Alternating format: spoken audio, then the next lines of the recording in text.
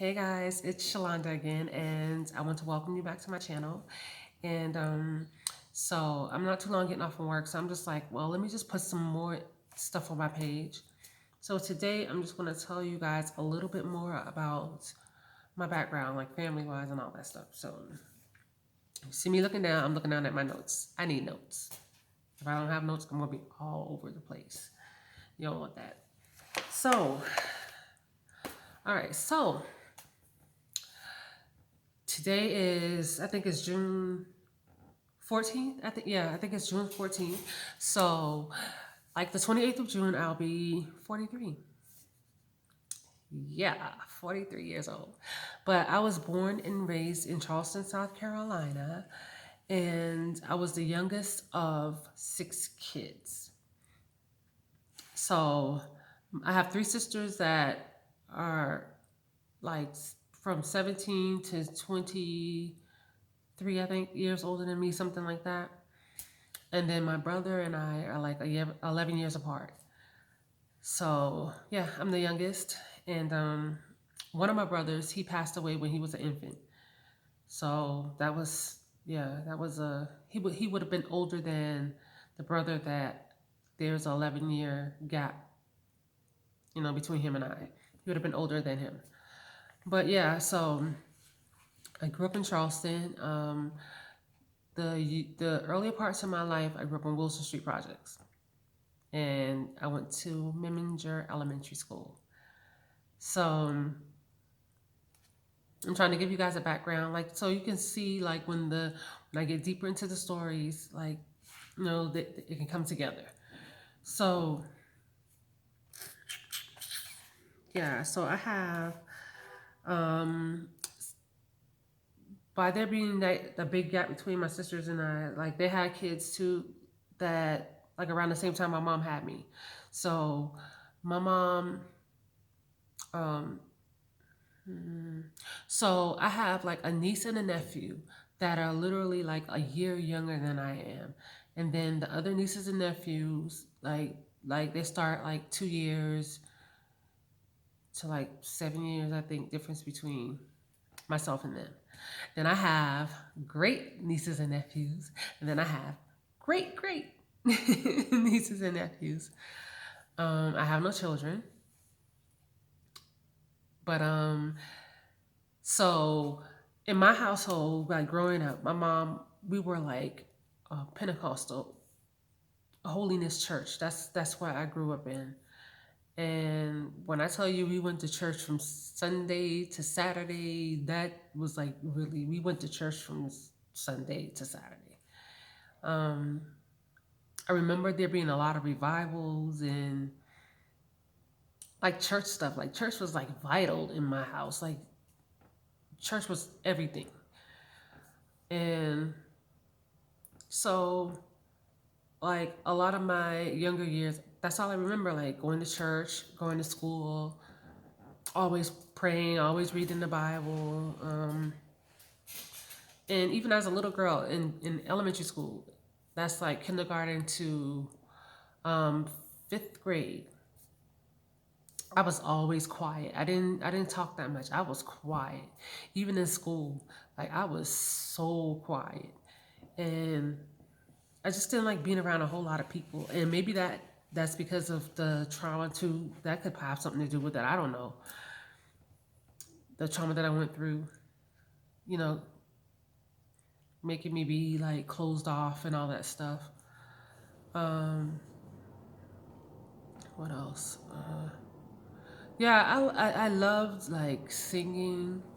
I used to stay locked up in my room, just writing, singing, and recording myself. Um, and I know at one point in elementary school, I used to stay after school and do like learning how to make rugs, like those knit, like I can't remember, like those latch hook rugs that we used to make with animal faces and all kinds of stuff like that. I used to do that stuff in elementary school.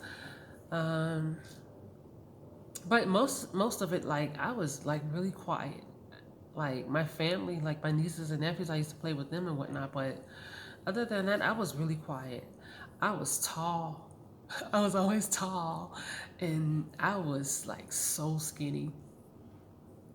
I did not like to wear anything to show any parts of my body because I was too skinny. Like I was like, if you put me behind one of those little trees, like whatever, I was gone. I was skinny. And I didn't like how skinny I was. But what else? There's a lot of things that might come back as I tell different stories and whatnot. But I had a lot of good times as a kid. Like I remember, like my mom. There would be Saturdays when it would just be she and I, and we would like stay in the bed and watch. What's the name of? It's a show that we used to watch. I think it was called Kung Fu, and we would lay in the bed on Saturdays, eat junk food and stuff like that. And those were a lot. That it were good times too. Not only like, yeah, I had some traumatic things that happened to me, but I can remember a few good times too. Um, and oh God, she used to love to watch wrestling. I could not do it. I did not like wrestling. I mean, I sat and watched it with her, but like Ric Flair and all that stuff, like I remember, like, yeah, it was some good stuff too. And like uh there were points where we would like switch up churches and whatnot. And one church that we went to was this pastor, man. Listen, I had to wear hair wraps. I couldn't show my hair. I couldn't ride bikes. Like my mom gave my bike away. Like he just really believed women weren't meant to have, like, you just supposed to be in the house. And you never supposed to show your body. You're supposed to, of course, like how back in the day, like back then they used to be like you're supposed to submit, be submissive and all that stuff. And like we used to have Bible meetings at his house, but he used to always like, so there was this place in Charleston, like King Street. Was that King Street? No, it was on Meeting Street. And then they used to have like a Payless or a shoe store, Payless or Pick and Pay. I can't remember. And it was like they had the parking lot. So on like Saturdays, he would be out there preaching. Listen, y'all, that man used to like say all kinds of stuff to people. Like, you walk around, you wear short stuff. That man used to say like crazy stuff to people. Look at you, looking like the devil got your heart. Like all kinds of stuff. Like that man used to say crazy stuff, and be out there with the the doily looking thing on your head. Like women wear that doily thing. Like I don't even know. It's like round. I think you had some maybe square, but I think it was round. And they used to put the what's the damn thing, like the bobby pins used to have to. Listen, we used to be out there, right? And like sometimes, like when she started going to his church, we'd be out there. Yeah, I used to be so embarrassed because I used to be like people who I go to school with, like they're out there seeing us, like, yo, that was messed up. That was some crazy crap. But when I look back, it was it's funny now, but that thing ain't even funny then because, especially when you're a child and your friends see you, like, because the bus used to pass right there. People be in the bus. And not only kids, but adults were mean. Like, they were cruel. Like, yeah, mama got you sitting out there. Got you sitting out there. That preaching and all that. Yo, it was crazy. It was funny. It's funny now, but it was crazy. So he made her give away our stuff, and so my sister was like, no, Like,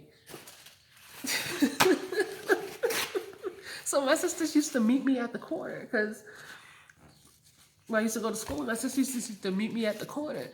And they would take that head thing off my head. It was like, nah, she ain't going to school like this. Like, so they take the head wrap off. And when school was over, like they'll meet me back at the corner and put it back. Because they was like, no, she ain't going in there. She ain't going to get teased. Like, no.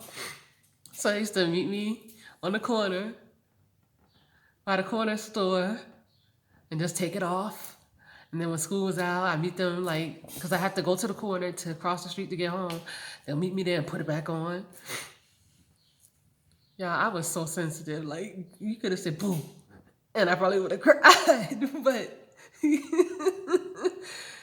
kids were mean, and I'm sure that I probably cried or something. I can't remember everything, but I'm sure I probably cried. And my sister was just like, nah, no, it ain't going down like this. Like, no. So they used to sneak and take my stuff off, my hair wrap off. But like I think school was like just like normal stuff, like everyday schooling. So, but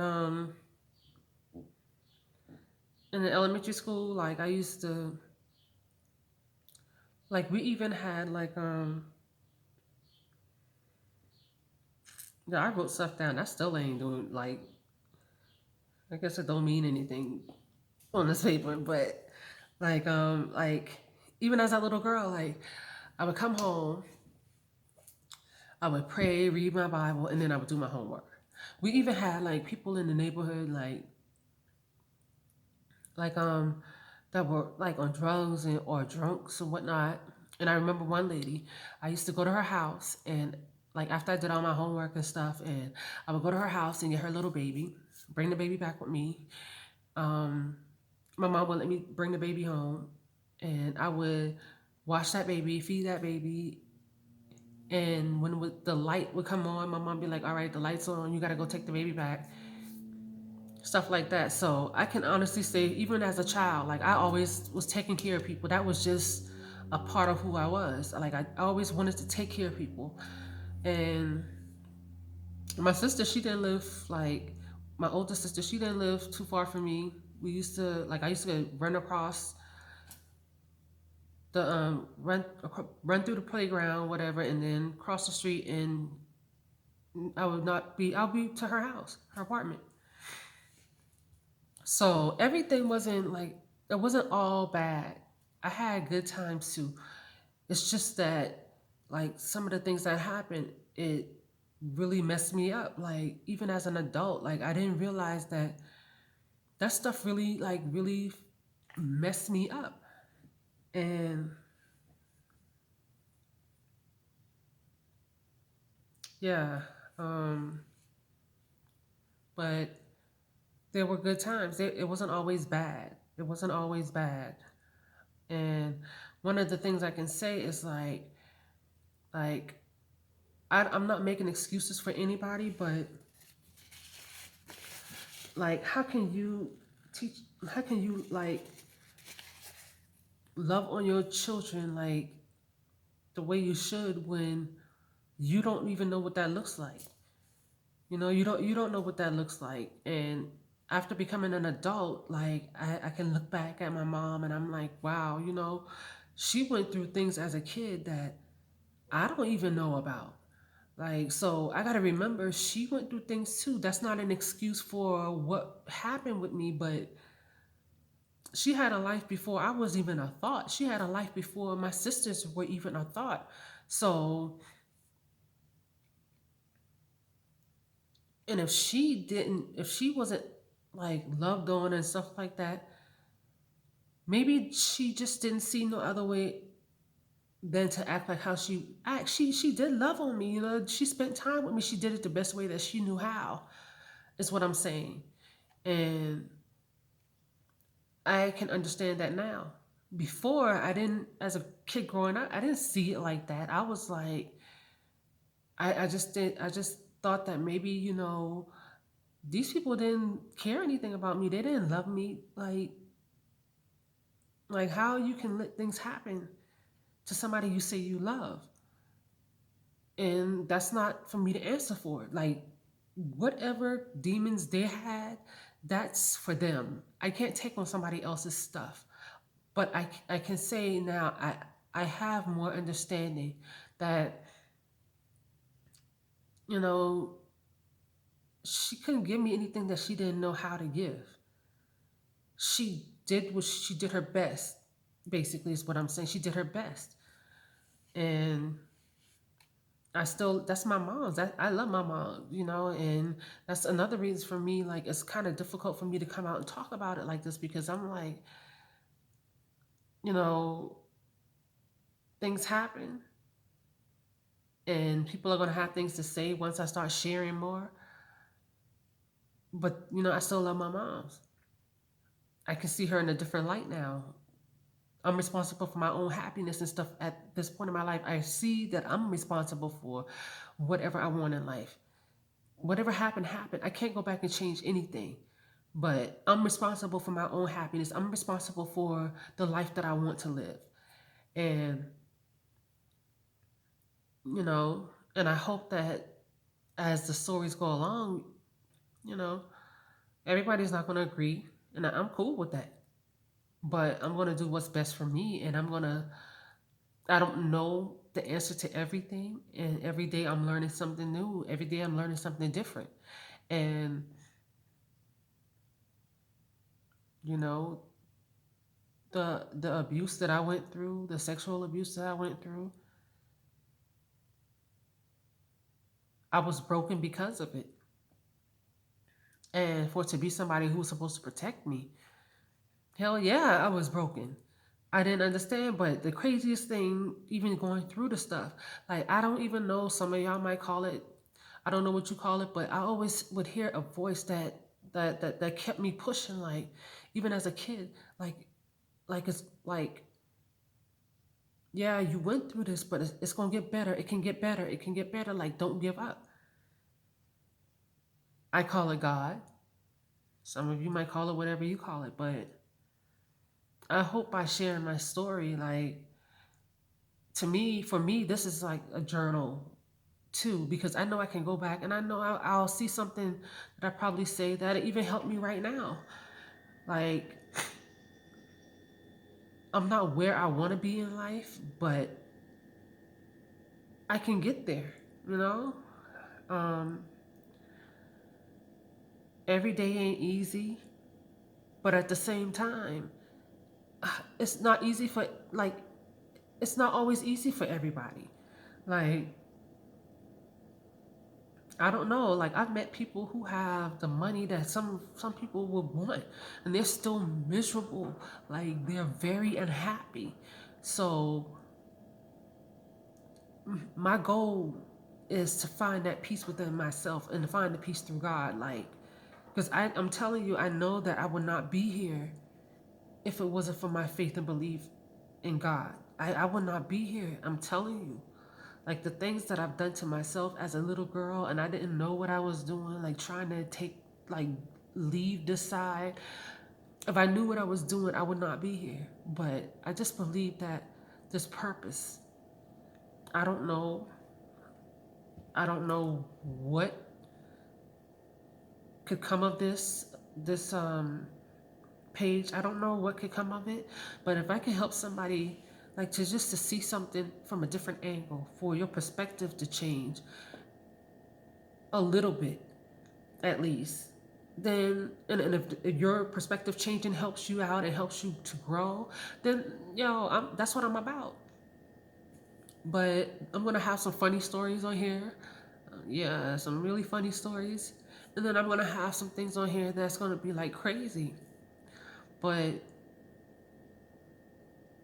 even though the things happen, like I still be like, God, like I still ask him all the time, what's my purpose? Like, yeah, I'm 43, but and I always used to look at my age like, dang, you're too old to be trying to figure it out. But no, as long as I have breath in my body, there's still chance.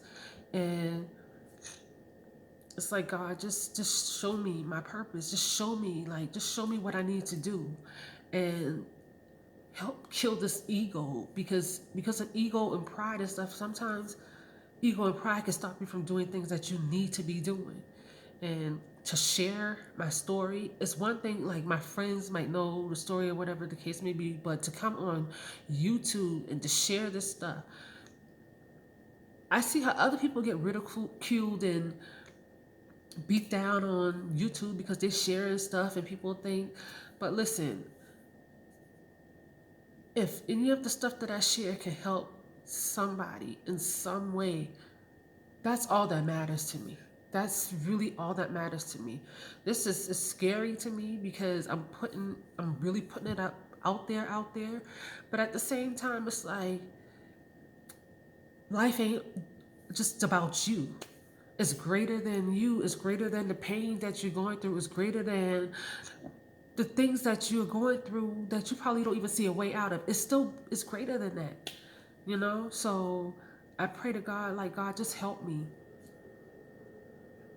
to just share it the way that you would want me to share it.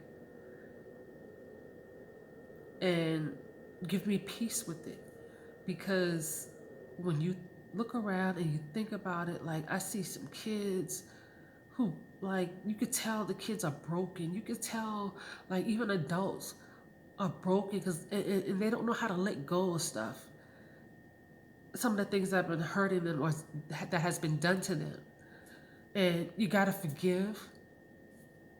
And the person that you have to forgive the most, most of the time, is yourself. Like I have to forgive myself because I would blame myself for some of the stuff that happened. Even though I was a kid, I would blame myself. Like, I wish I had said something. I wish I had known, but I didn't. I didn't. That's the thing. I have to remember, you, like, you did it. You did it. You were a child. That was too much. There was just forgive yourself for putting that pressure on yourself. It don't have to be sexual abuse. It could be other types of stuff. It could be what, like abuse that you've done to yourself. It doesn't have to be just a sexual abuse. There's other types of abuse that happens in this world. But it just so happens that mine was sexual abuse. And I just hope that through some of my stories that someone can get something that can help them push and to help them to want to live another day, because I know how hard it is. It's not easy all the time, and I still struggle. Like, to this day, I still struggle, and I'm like, I still struggle. And I just hope and pray that whatever is going on with this page, like, God gets the glory out of it regardless. You know. Um yeah, but I have lots of stories, guys. And if this what I have to share is not for you guys, that's okay. This is not for everybody, This is not for everyone. And come on. Just don't be nasty about stuff. That's all I'm saying. Just respect the page. Just respect the page. But I just wanted to give you, like, a little of my, background, like, just a little bit, you know. But